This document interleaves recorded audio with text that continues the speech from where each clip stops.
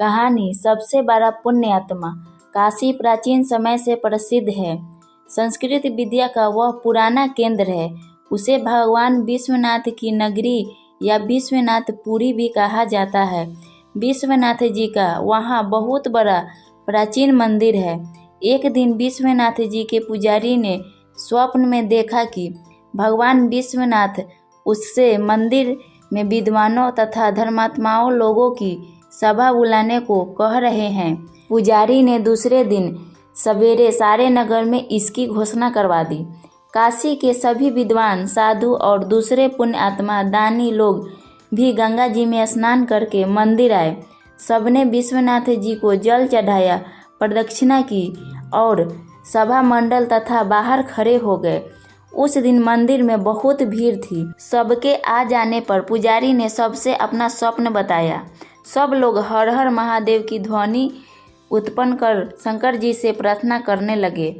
जब भगवान की आरती हो गई, घड़ी घंटे के शब्द बंद हो गए और सब लोग प्रार्थना कर चुके, तब सबने देखा कि मंदिर में अचानक खूब प्रकाश हो गया है। भगवान विश्वनाथ की मूर्ति के पास एक सोने का पत्र पड़ा था, जिस पर बड़े बड़े रत्न जड़े हुए थे। उन रत्न की चमक से ही मंदिर में प्रकाश हो रहा था। पुजारी ने वह रत्न जड़ित स्वर्ण पत्र उठा लिया। उस पर हीरे के अक्षरों में लिखा था, सबसे बड़े दयालु और पुण्य आत्मा के लिए यह विश्वनाथ जी का उपहार है। पुजारी बड़े त्यागी और सच्चे भक्त थे। उन्होंने वह पत्र उठाकर सबको दिखाया और वे बोले, प्रत्येक सोमवार को यहाँ विद्वानों की सभा होगी। जो सबसे बड़ा पुण्यात्मा और दयालु अपने को सिद्ध कर देगा, उसे यह स्वर्ण पत्र दिया जाएगा। देश में चारों ओर यह समाचार फैल गई। दूर दूर से तपस्वी, त्यागी, व्रत करने वाले, दान करने वाले लोग काशी आने लगे। एक ब्राह्मण ने कई महीने लगातार चंद्रायन व्रत किया था। वे उस स्वर्ण पत्र को लेने आए, लेकिन जब स्वर्ण पत्र उन्हें दिया गया, उनके हाथ में जाते ही वह मिट्टी का हो गया। उसकी ज्योति नष्ट हो गई। लज्जित होकर उन्होंने स्वर्ण पत्र लौटा दिया। पुजारी के हाथ में जाते ही वह फिर से सोने का हो गया और उनके रत्न चमकने लगे। एक बाबूजी ने बहुत से विद्यालय बनवाए थे। कई स्थानों पर सेवा आश्रम चलाते थे।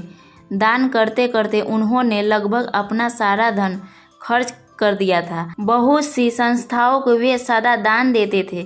अखबारों में उनका नाम छपता था। वे भी स्वर्ण पत्र लेने आए, किंतु उनके हाथ में जाकर भी वह मिट्टी का हो गया। पुजारी ने उनसे कहा, आप पद के मान में, यश के लोभ में दान करते हैं। नाम की इच्छा से होने वाला दान सच्चा दान नहीं है। इसी प्रकार बहुत से लोग आए, किंतु कोई भी स्वर्ण पत्र को पा नहीं सका। सबको हाथ में पहुंचकर वह मिट्टी का हो जाता था। कई महीने बीत गए। बहुत से लोग स्वर्ण पत्र पाने के लोभ से भगवान विश्वनाथ के मंदिर के पास ही दान पुण्य करने लगे, लेकिन स्वर्ण पत्र उन्हें भी नहीं मिला। एक दिन एक बूढ़ा किसान भगवान विश्वनाथ के मंदिर में दर्शन करने आया। वह देहाती किसान था। उसके कपड़े मैले और फटे थे। वह केवल विश्वनाथ जी का दर्शन करने आया था। उसके पास कपड़े में बंधा थोड़ा सत्तू और एक फटा कंबल था। मंदिर के पास लोग गरीबों को कपड़े और पूरी मिठाइयाँ बांट रहे थे, किंतु एक कोढ़ी दूर मंदिर के बैठा कहाँ रहा था। उससे उठा नहीं जा रहा था। उसके सारे शरीर में घाव थे। वह भूखा था, किंतु उसकी ओर कोई देखता भी नहीं था। बूढ़े किसान को कोढ़ी पर दया आ गई। उसने अपना सत्तू उसे खाने को दे दिया और अपना कंबल भी उसे ओढ़ा दिया। वहाँ से वह मंदिर में दर्शन करने आ गया। मंदिर में पुजारी ने अब नियम बना लिया था कि सोमवार को जितने यात्री दर्शन करने आते थे, उसके हाथ में एक बार वह स्वर्ण पत्र रख देते थे। बूढ़ा किसान जब विश्वनाथ जी का दर्शन करके मंदिर से निकला, पुजारी ने स्वर्ण पत्र उसके हाथ में रख दिया। उसके हाथ में जाते ही स्वर्ण पत्र के रत्न दुगने प्रकाश से चमकने लगे। सब लोग बूढ़े की प्रशंसा करने लगे। पुजारी ने कहा, यह स्वर्ण पत्र तुम्हें विश्वनाथ जी ने दिया है। जो लोग निर्लोभ है, जो दीनों पर दया करता है, जो बिना किसी स्वार्थ के दान करता है और दुखियों की सेवा करता है, वही सबसे बड़ा पुण्य आत्मा है। धन्यवाद दोस्तों, कहानी समाप्त हुई।